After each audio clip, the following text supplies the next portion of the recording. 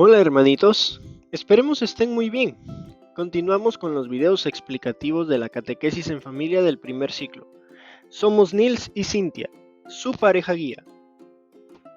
Continuamos en la unidad 3, tema 8, las 4 rupturas.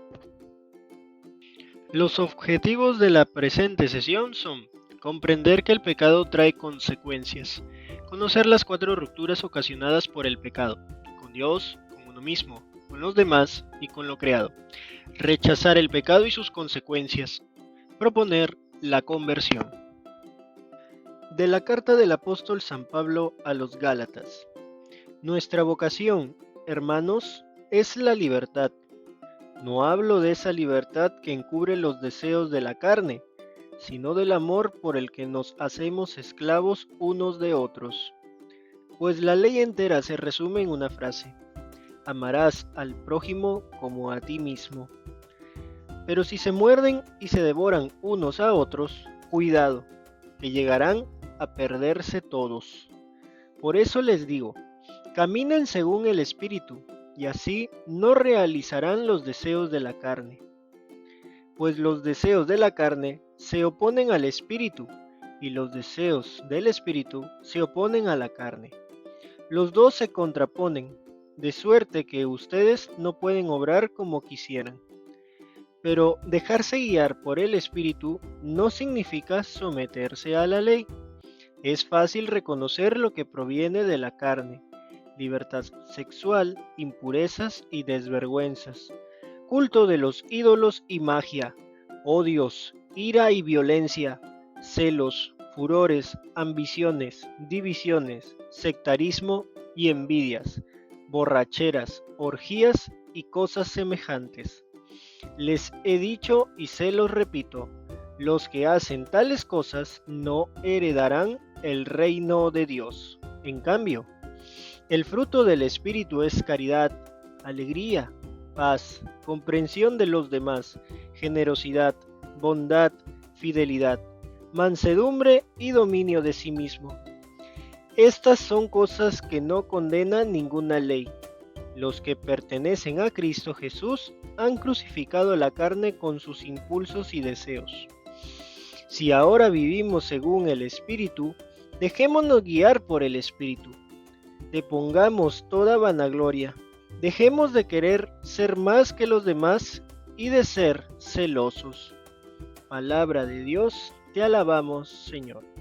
Los temas explicativos son el pecado, las 4 rupturas, la misericordia de Dios. El Catecismo de la Iglesia Católica en el numeral 1849 establece: el pecado es una falta contra la razón, la verdad, la conciencia recta. Es faltar al amor verdadero para con Dios y para con el prójimo, a causa de un apego perverso a ciertos bienes. Hiere la naturaleza humana del hombre y atenta contra la solidaridad humana. Ha sido definido como una palabra, un acto o un deseo contrarios a la ley eterna. El pecado es una ruptura porque destruye la amistad con Dios y destruye la naturaleza humana que vivía en armonía consigo mismo y con su Creador, y con la naturaleza y las demás personas.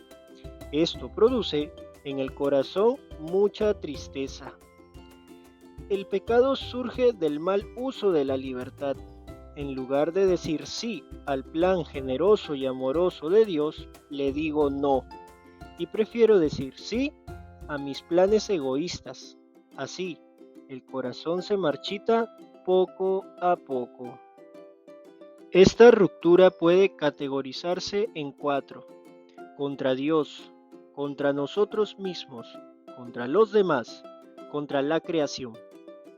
Primera ruptura: contra Dios. Es rechazar libremente a Dios y todo el amor que Él quiere darnos. Nos somete a la muerte, al sufrimiento y a la pérdida de amistad con Dios.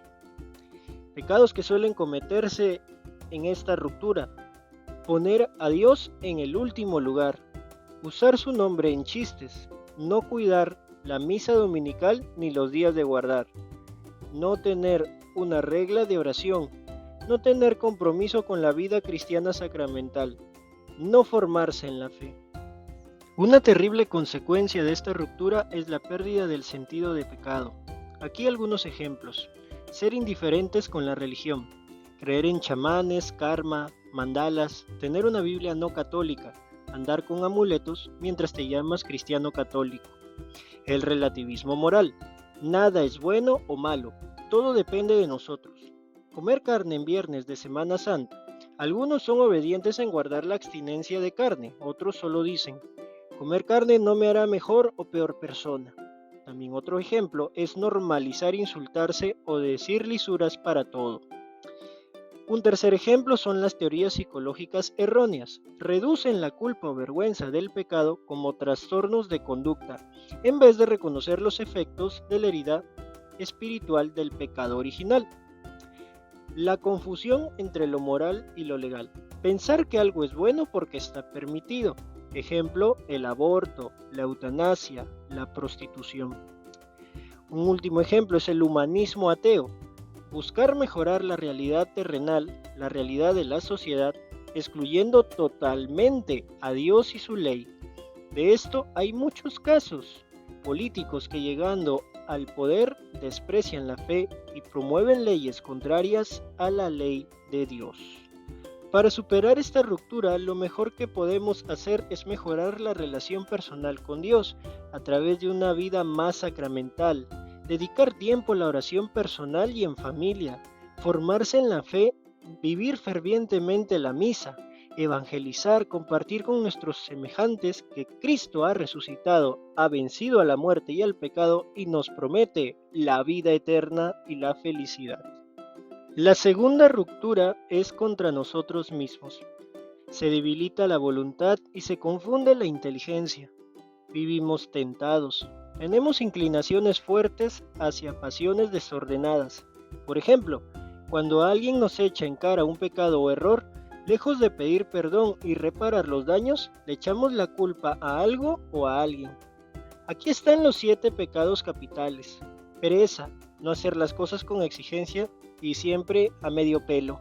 La gula, comer en exceso, incluso sin sentir hambre. Lujuria, usar a las personas para placer propio. Soberbia, creerse más de lo que somos. Avaricia, querer tener mucho sin ser necesario. Envidia, desear el mal a otro o desear el bien ajeno para mí. Ira, enfadarse con violencia. Para combatir esta ruptura, debemos optar principalmente por pedir la ayuda de Dios.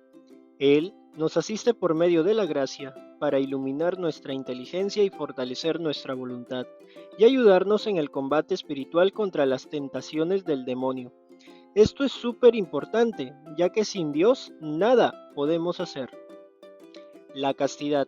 Esta virtud no solo se reduce a la abstinencia, es sobre todo buscar la armonía entre el cuerpo, la mente y el espíritu, por medio de la gracia de Dios. Tener una vida sacramental y de oración frecuente. Practicar la pureza. La primera batalla contra el pecado se da en el corazón del hombre. Para esto debemos practicar la rectitud de intención, esto es, tener un fin sano de la acción a realizar. Tanto en las cosas naturales como por ejemplo el acto de comer se corresponde con la salud del cuerpo y las cosas sobrenaturales, que lo que nos motive a actuar sea siempre la correspondencia al amor de Dios. Tercera ruptura, contra los demás. Está relacionada a las dos anteriores, porque si en tu corazón no hay amor, entonces no puedes amar a las personas, ya que si no estás unido a Dios, quien es la fuente del amor, y si no lo amamos, no podremos amar al prójimo como a nosotros mismos. Por tanto, es clave reparar primero las dos anteriores rupturas. El pecado nos hace envidiar a los demás y ser egoístas. Una manifestación frecuente de esto es el uso de las personas, como si fueran cosas, despreciando su dignidad, para el logro de nuestros objetivos, ignorando el bien común y su pleno derecho a condiciones dignas de vida, dificultando su existencia aquí en la tierra y su caminar hacia la vida eterna. Casos como estos sufren los cristianos. En la imagen vemos a los mártires de Libia, quienes fueron asesinados por el grupo terrorista Estado Islámico. La razón: creer en Cristo. Enfocaremos esta ruptura para el trato de los esposos. Los principales deberes hacia nuestro cónyuge es la donación total personal hacia él, para conseguir su bien, tanto en la tierra como para caminar juntos hacia el cielo. Faltar a este deber está dentro de la ruptura contra los demás. La más frecuente agresión a la relación de esposos suele ocurrir en el plano de la intimidad. Deben cumplirse dos condiciones: lo unitivo, que significa ser exclusivo y donarme plenamente a mi pareja, y lo procreativo, que es tener apertura a la vida. Un daño contra estas condiciones son los métodos anticonceptivos, como el preservativo o la píldora del día siguiente, que son métodos que atentan contra la salud del matrimonio y de los esposos. También cualquier otro método artificial, tanto para evitar el embarazo, como son la T de cobre, la ligadura de trompas, vasectomía, como para procrear una vida, la fecundación in vitro, congelar óvulos, son daños tremendos contra el matrimonio. Otro daño común tenemos la infidelidad, que no es solo tener otra pareja, es desde el trato diferenciado, conversaciones, cortejo, vestimenta, afecto consentido, hasta el adulterio. Un ejemplo es mandarse mensajitos cariñosos con algún conocido o recibir contenido obsceno en distintos grupos de WhatsApp donde a veces mandan mensajes llenos de morbo. Ahora enfocaremos estas rupturas desde la relación padre-hijos. El principal deber para con los hijos es la procreación y la educación de los hijos. Un primer atentado a la buena relación con los hijos es no tener apertura a la vida. Que los hijos nazcan por accidente deja una tremenda herida en la afectividad de los hijos, lo cual muchas veces les hace sentir culpables de las desgracias que le pasó a sus padres. Además, deja ver un aspecto a corregir por parte de los esposos: ser indistintos a que el acto sexual engendra vida. Deben ser más responsables. También otro síntoma importante de esta ruptura es la indiferencia en la educación de los niños, tanto en la parte personal, ante la conducta pecaminosa de los hijos, optar por no corregirlos para evitar peleas, y ser demasiado permisivos en cuanto a cómo se forma el niño, como en la parte social. No averiguar lo suficiente sobre las convicciones y valores que transmite el colegio o grupo de amigos a nuestros hijos, pretendiendo que sean buenos cuando la institución a la que pertenecen puede que les esté contaminando el alma. Un tercer y mortal aspecto de esta ruptura es el no dedicar tiempo de calidad a los hijos para conocerles más, para fortalecer la relación afectiva con cada uno, para ser ejemplos cercanos de bien y amor para ellos. Muchas veces andamos corriendo trabajando excesivamente para darles lo que nosotros nunca tuvimos, negándoles aquello que nosotros sí tuvimos de nuestros padres: calidez, amor, cercanía, trato, tiempo de calidad. Esto en el corto plazo trae consecuencias letales: hijos fríos, indolentes, distantes, que temen o aborrecen a sus padres. Algo muy bonito que nos ayuda a combatir esta ruptura es recordar aquel mandato de nuestro Señor Jesucristo a los apóstoles en el Evangelio: dejad que los niños vengan a mí, porque de ellos es el reino de los cielos.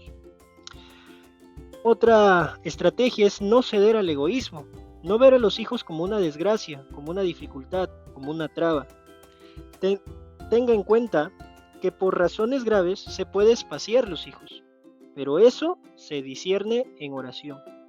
Y para ello debemos hacer uso de los métodos de planificación natural familiar, que consiste básicamente en la abstinencia periódica de intimidad conyugal en los periodos fértiles de la mujer. También debemos dedicar tiempo de calidad a nuestros hijos para tener un apego seguro con ellos. Así podremos formar hombres y mujeres santos, buenos cristianos, amorosos y seguros de quiénes son sus padres. Una virtud a practicar es la modestia. en el vestir, en el hablar y en el actuar, apartando los ojos y oídos del entretenimiento inapropiado y situaciones lujuriosas. Ayuda muchísimo meditar la Sagrada Escritura. El libro del Eclesiástico y Sabiduría es un exquisito manjar para la formación de la familia y por excelencia el Sermón de la Montaña, que lo encontramos en el Evangelio según San Mateo capítulos 5 y 6. Una buena estrategia es meditar e imitar la vida de familias ejemplares, principalmente la Sagrada Familia, Jesús, José y María, y de los esposos, otro ejemplo es de los esposos Santa María Cecilia y San Luis Martín. Ayuda muchísimo consagrar el matrimonio y los hijos al Sagrado Corazón y al Inmaculado Corazón de María. Cuarta ruptura, contra la creación. Por la caída del hombre, la creación también fue dañada, fue herida por el pecado. En la carta a los romanos se puede leer que la creación, en efecto, fue sometida a la vanidad y pues sabemos que la creación entera gime hasta el presente y sufre dolores de parto, es decir, fue expuesta al mal del pecado. El hombre, al estar solo, triste y sin amor, se le hace difícil cuidar bien de la creación que Dios le ha dado. Se olvidó que es responsable de la creación. El ser humano se ha dejado dominar por el egoísmo, perdiendo el sentido del mandato de Dios y en su relación con la creación se ha comportado como un explotador, queriendo ejercer sobre ella un dominio absoluto. Pero el verdadero sentido del mandato original de Dios, perfectamente claro en el libro del Génesis, no consistía en una simple concesión de autoridad, sino más bien en una llamada a la responsabilidad. Además, producto del pecado es que aparecen los desórdenes naturales, mal clima, depredación de los bosques, extinción de animales. Para combatir esta ruptura se resume en retomar nuestro rol como responsables de la creación, cuidando de no hacer un uso desproporcionado de los recursos, usar lo necesario, apoyar a las sociedades que menos tienen, trabajando activamente por la preservación del medio ambiente. Además, esto supone un respeto a la vida de nuestro prójimo, ya que hay muchas personas que dependen de las condiciones normales ambientales para un buen desempeño de sus actividades diarias. Pero no todo está perdido. Dios es misericordioso y nos llama, nos busca, perdona y quiere nuestra salud física y espiritual. La misericordia de Dios es expresión de su inmenso amor. Consiste en que nosotros, indignos de ser perdonados por ofender a quien solo nos ha amado, Dios se acerca a nosotros y no nos rechaza, sino que nos pide conversión y acercarnos al sacramento de la reconciliación. El Señor Jesús sabe lo que hay en el corazón de cada hombre, quiere condenar el pecado y salvar al pecador. Dios ama mucho a sus hijos y no quiere que vivamos tristes y solos lejos de Él. Él es nuestro Padre bueno y nos ama, nos perdona, nos enseña el buen camino para ser felices y para llegar a la vida eterna. Por eso, Él nos prometió enviarnos un Salvador, nuestro Señor Jesucristo. Para vencer estas 4 rupturas necesitamos de la gracia de Dios, que por excelencia se recibe en los sacramentos. Para el perdón de los pecados necesitamos el sacramento de la reconciliación o confesión. Solo es necesario confesar los pecados mortales. Los pecados mortales son aquellos donde se desobedece los mandamientos de Dios de forma voluntaria y pese a que sabemos que está mal desobedecer a Dios. Cuando una de estas condiciones no se cumple en nuestro actuar, se dice que el pecado es venial.